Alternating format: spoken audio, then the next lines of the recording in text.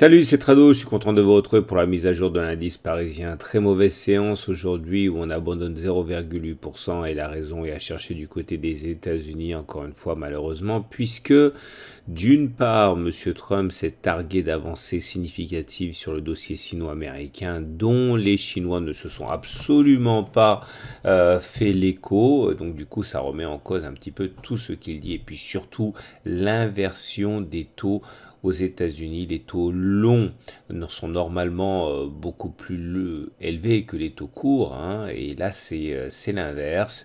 Et ça annonce généralement avec une pertinence et une régularité très importante les récessions, et donc forcément les opérateurs paniquent. Alors très décevante également est l'analyse technique du CAC 40 sur le plan chartiste, puisque on avait un gap ici qui a été ouvert hier, il a été rebouché dès aujourd'hui. Le problème c'est qu'on pouvait espérer qu'il s'agisse d'un gap de continuation qui aurait donné un objectif aussi important, mais là du fait du comblement de ce gap, il ne s'agissait que d'un gap commun avec aucune conclusion à tirer. Ce qui m'inquiète à titre personnel, c'est pour commencer, hein, la fourchette d'Andrews tracée à partir d'un point bas, d'un point haut, d'un point bas consécutif, et qui nous montre que la médiane ne sera sans doute pas ralliée. Et lorsque les médianes ne sont pas ralliées, hein, il y a un refus de médiane et on sort.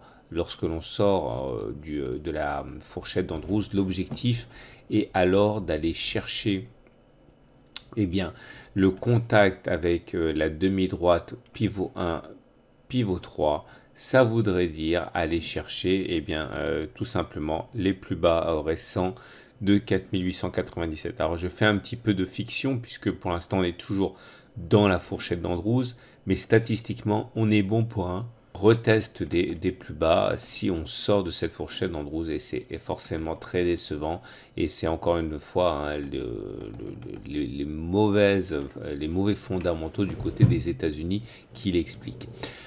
Également très décevante le chandelier du jour. Alors j'avais expliqué hier pas dans la vidéo parce que j'ai pas pu la faire, mais dans l'article, que le chandelier de lundi était inquiétant car il terminait malgré une hausse conséquente sur le tiers baissier. Dans le tiers baissier, ce qui annonçait une nouvelle attaque baissière, on l'a eu aujourd'hui, et du coup effectivement hein, vous regardez la bougie du jour, on termine sur les plus bas, il n'y a pas de mèche basse, ça veut dire normalement et statistiquement qu'on n'a pas fait les plus bas.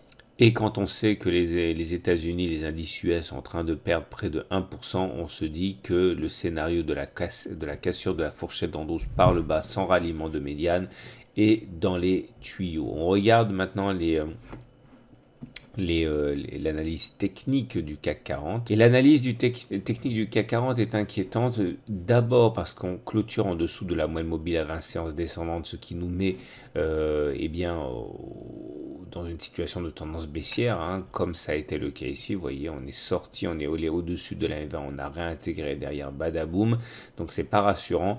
Ce qui m'inquiète surtout, c'est le fait que le scénario d'un non-croisement baissier fort se dessine, c'est-à-dire que la M20 descend, la M7 ferait semblant d'aller croiser la M20 et redescendrait tout de suite sans croiser la M20. C'est un signal qui serait extrêmement baissier, qui n'est pas validé pour l'instant, puisque comme vous le voyez, on est toujours dans une situation où la M7 pourrait croiser la M20 à la hausse, mais ça va devenir de plus en plus compliqué, ce qui, encore une fois, militerait pour un retour sur la zone de support. On n'y est pas, mais c'est une alerte qui mérite quand même d'être signalée. Les indicateurs techniques sont décevants aussi. Le momentum n'a jamais réussi à passer au-dessus de 0, il est donc baissier. Le RSI qui s'est approché de la ligne des 50 même à 49 je crois, repart de plus belle vers le sud, ça redevient baissier. Le MACD 0 retard commence à inverser sa course.